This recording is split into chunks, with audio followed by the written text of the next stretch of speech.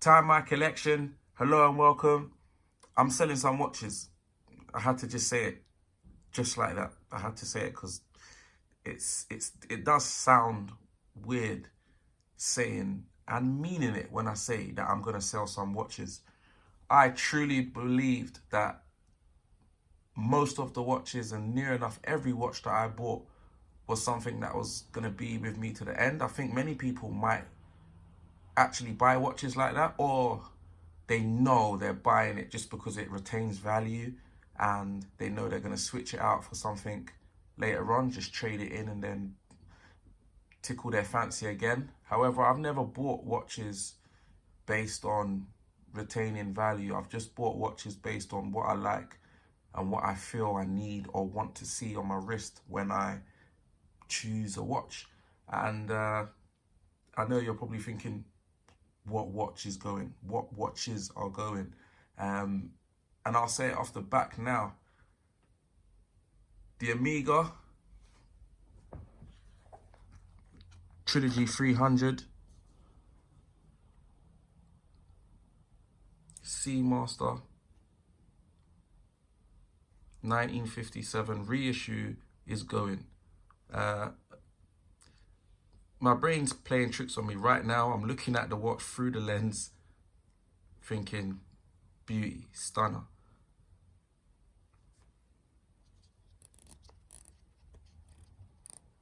However, it's a trick, and my mind is made. This watch, I really loved it because I've worn it so many places. It still looks in great condition, and I wear it a lot. The bracelet is in great condition because I don't wear it. I love NATO straps, and this I thought was the perfect dive watch that reminded me of my Grail watch, the Explorer, which made me feel like this is just something I'm going to keep forever, especially as it's not like a hyped up watch. So I felt like I can wear this near enough everywhere and no one will say, what's that on your wrist? Or no one will be looking at me. But it's run its race. And one of the main things that has been bothering me with this watch is I bought it in 2018. It's been to Omega twice to make sure it's running correctly, and I feel like it shouldn't have to go twice during warranty. I actually felt a little bit of like I was being a burden because I was bringing it back again during warranty, because I felt like they was probably thinking, oh, why is he back here again? But the watch wasn't running how it should be running, and it was in warranty. So that's been annoying. It's currently a little bit outside of METAS now, which for me is fair enough. But if you have serviced it in the last 2-3 years, then it shouldn't be. So it's a bit annoying. Otherwise, just say METAS is +2, -2. Don't say it's 0 to +5. Stick to something that you can withhold. Maybe it's just this movement, or maybe they didn't do a proper service because it was a warranty service and they just, I don't know.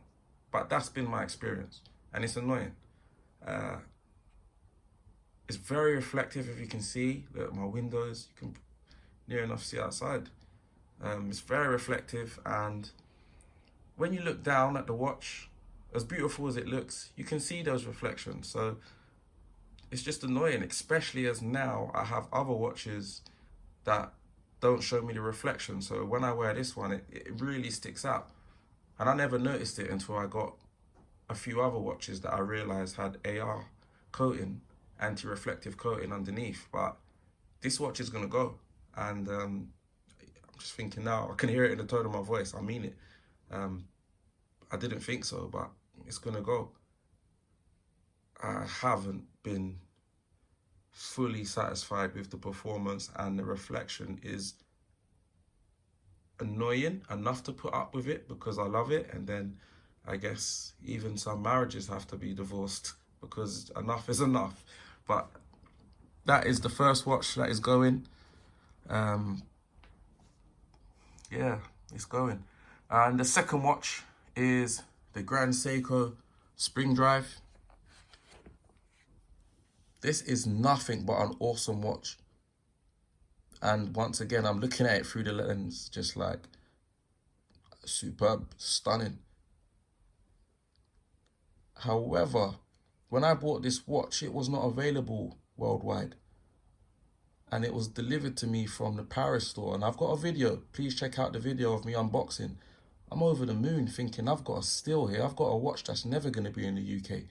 Because Grand Seiko said it's never going to be in the UK. It's for the US only. And it is annoying that they now made it worldwide. Because I did like it. And I did like fully pull the trigger on it because I was thinking I've got something I do like, plus I know it's a little bit exclusive. And that does feel nice to have something exclusive, especially if it's not a hyped up watch. So I had a lot of enjoyment from it. However, I'm a very sporty guy and don't normally wear smart clothes a lot of the time due to my work. And I work a lot, so most of the time I'm always in sportswear.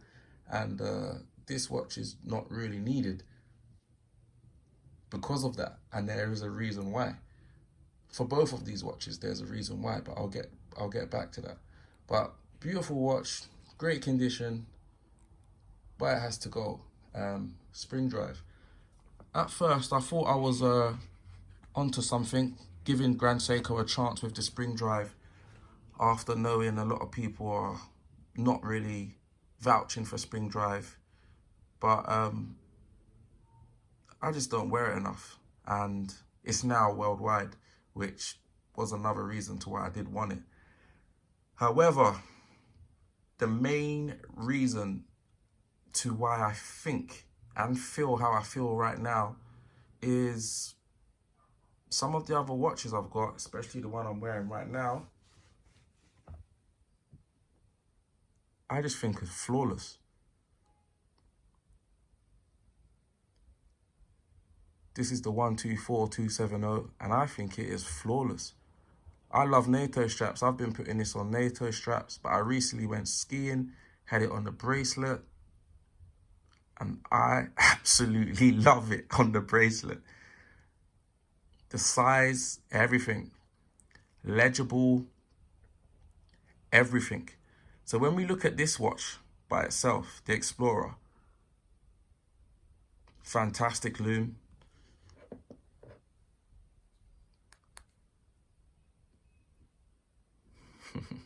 Love that. Fantastic lume. The Grand Seiko has got no lume. So at night times, and I do sleep in my watches, that doesn't work for me. This does. The Seamaster, 300 meters, 100 meters, 100 meters with a twin lock, 300 meters. I don't know what that has. But the last time I actually went scuba diving, it was with this watch, but I only went 15 meters. So really, my Explorer, I'll take it off my wrist now, put it in the shot. My Explorer is a killer. I would have loved to have a shot like that. I might even screenshot that and post it on my Instagram. Yeah, this is a killer. I feel this does both of those.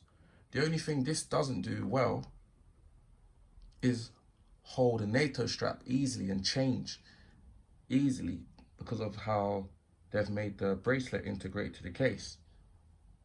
But that's where another problem has arose. Because, I'll put this down here. This watch, which I got recently just before it was fully discontinued, the spring drive is accurate. And this is even more accurate.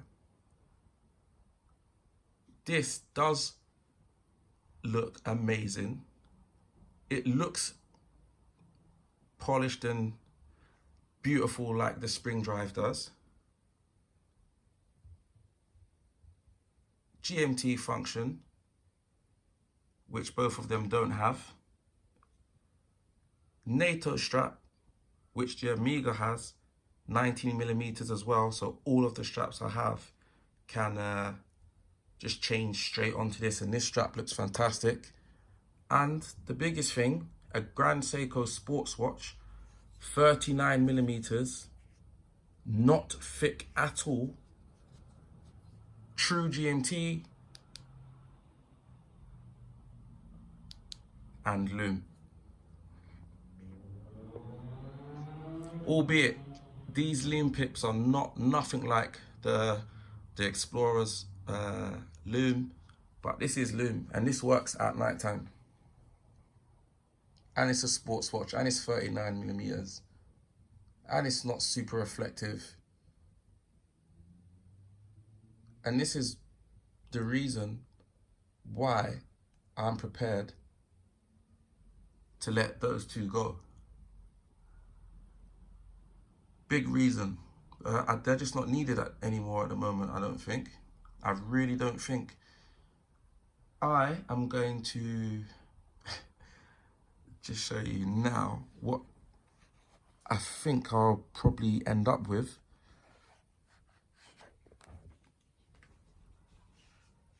Give me a second. So that won't be here. The Explorer will be here. That will be on that side. The Amiga won't be here. I do not think I will keep, I do not think I will keep this watch in my hand. Sorry for not introducing it. The Fenix 7 Garmin Sapphire Solar. I do not think I'll keep this in this watch box, but for the purpose, I know the battery's not on. For the purpose of this video, I think this is all I need.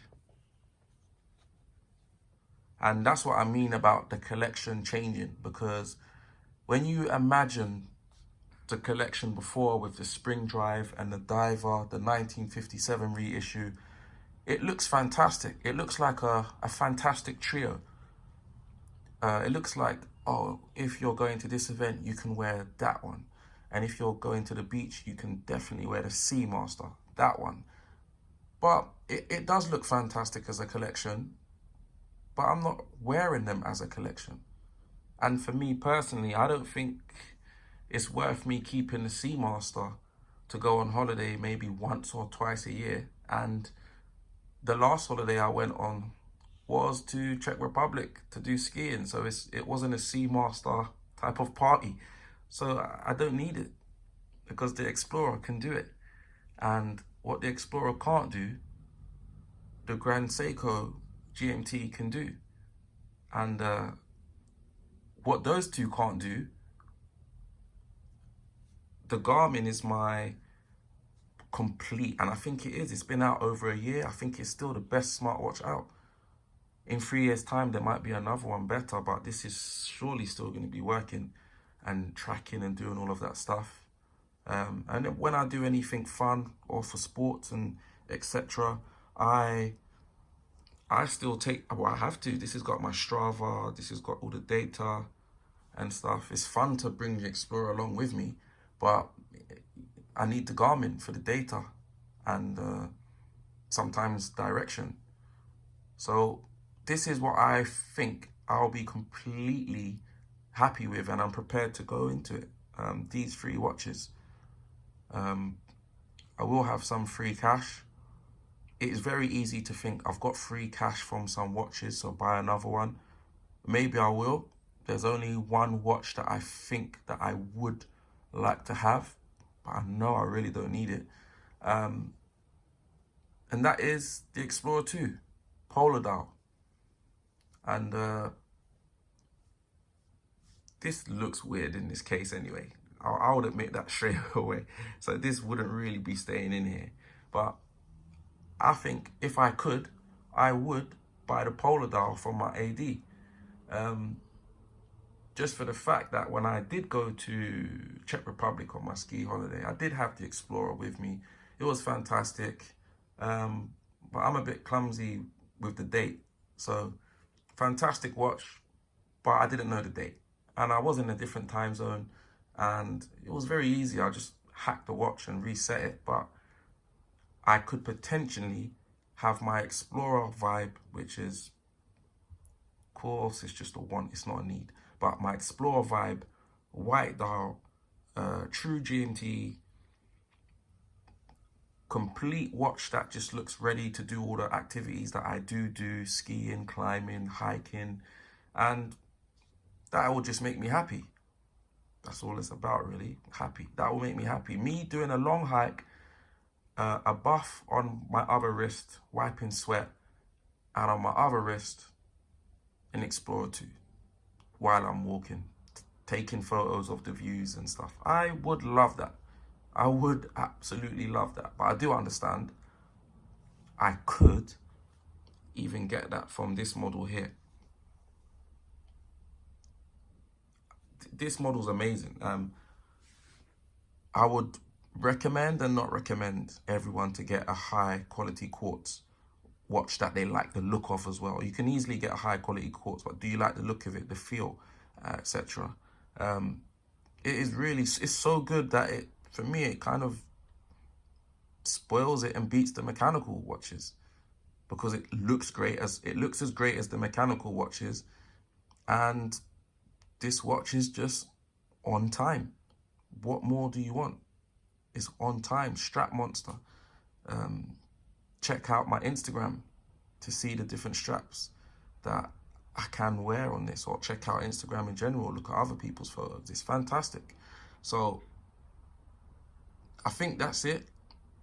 This is the collection I think I'm gonna be in. And also something that I think is very important, I think very important. I do not have a luxury life where I can claim every watch I have. So I think the less I have, the more I will enjoy them. And the more I get to wear the Grand Seiko GMT or the Explorer or the Garmin, the more I will connect with those, because those are my watches. Those are the ones that I wear all the time. And I would absolutely love that. I genuinely think that will work better than having more. I've got the watches on top, the G-Shock, the Timex, and the Aquamaster. They are like fun watches. The Aquamaster Sentimental. This watch is for a little special person once it fits their wrist. But yeah, this is where my collection is going. Yes, I would take a white dial Explorer 2, I would. And I've also got in here a white dial GMT Farah Maze. Maze GMT by Farah. Is it an overkill? When you're looking at our collection, yes. But practically wearing it, no. Because if I have 3 GMTs, when I'm wearing one of them, for whatever reason I'm wearing it, I will have the date. And for me, it's no harm in having 24-hour hand, especially if it makes the watch look more cool. But the date is kind of something that's important to me, and I've realized that now. And the 36912 of the Omega is just not needed when I've got the 369 of the Explorer, which is my Grail watch, which can't be beaten. So yeah, I'm ready. I'm ready to let those 2 watches go. Crazy that I'm ready to do them at the same time, but it seems right and ready. And who knows, maybe an Explorer 2 Polar will come around. But if not, I'm not bothered, because this Grand Seiko does it all for me. And I enjoy looking at it because it looks like the black version of the Explorer 2 anyway, but just better proportions and lighter and 19mm NATO straps, which I already have. So that's my collection. Thank you. Let me know in the comments.